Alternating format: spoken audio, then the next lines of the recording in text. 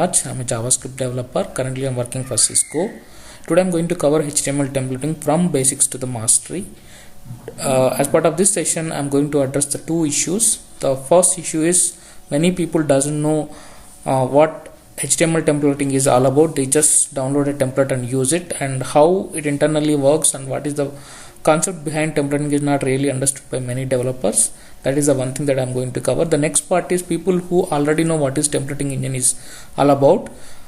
Due to the number of templating engines available in the market, they are confused to use or to pick the particular templating engine for their need. Initially they pick one, and as the development goes on, as the code grows up, they realize that there are some problems with that templating engine and they have to choose another. Because of this change, they have to do a lot of rework. So this is causing a lot of problems. So if they can choose a right one in the beginning, so they can avoid all these problems. So this is the second issue that I'm going to cover. If you take the traditional web approach, entire HTML is prepared at the server side and fetched to the browser for rendering. If the client needs to render few more data on the screen, and the client has to request the server again, and the server will regenerate the entire HTML and send it back to client. There is a lot of overhead on the server, which is not really required. But if you take in the templating world, client will always fetch the template and data in a separate request, and then it will club the template and data to come up with the entire DOM which has to be rendered on the screen.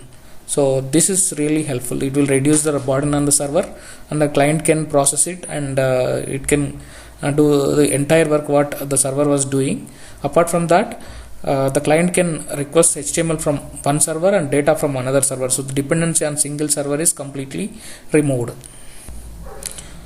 When the client brings the template as text and data as JSON, it does the process, and ultimately it generates the entire markup that has to be generated. If you take the scenario here, name, phone and mobile number as part of the markup, and you have a placeholders, and those placeholders are replaced by the data that is coming from the JSON. So why we are using templating? It basically addresses the separation of concerns. You have a markup and data separated, so that you can bring UI markup and then data in a separate Ajax request, and you can club them and you can generate the entire markup. So this really addresses the separation of concerns, and it will really reduce the server load, because the server need not generate on fly everything. And user experience is also really cool, and because of the Ajax load and templating and all that, the reusability comes into picture with templating. If you have multiple places where the same kind of markup with different data has to be used, so this will enforce a lot of reusability. There are certain drawbacks in templating as well. Use templating very smartly. Use templating when there is a reuse of markup, otherwise it's of not real benefit. Most of the templating engines output text, and converting the text into DOM via inner HTML property is quite expensive, especially in case of embedded browsers. It's really expensive. Templating doesn't address the reuse of DOMs. It always generates the DOMs. It doesn't address anything reuse which is already created by the previous operation. So this is also a big concern. Scalability is also a big concern, because some templating supports JavaScript inside the templates and some doesn't. Here is a trade-off. If the JavaScript is supported, developers will get more flexibility in terms of writing whatever they want within the template. If they don't provide, the flexibility will go down, but the performance post-up will happen, because no JavaScript is within the template. And the other thing is, templating concept is not search engine friendly, because most of the things are generated on fly. Search engines doesn't know what has been generated until or unless it really opens and sees it. I have categorized the templates and templating engines as follows.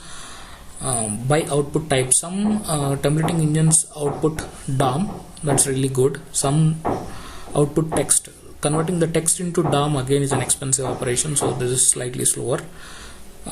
By flexibility, some templating engines support JavaScript, some doesn't. So the ones that support JavaScript are very flexible, but performance wise it is little low.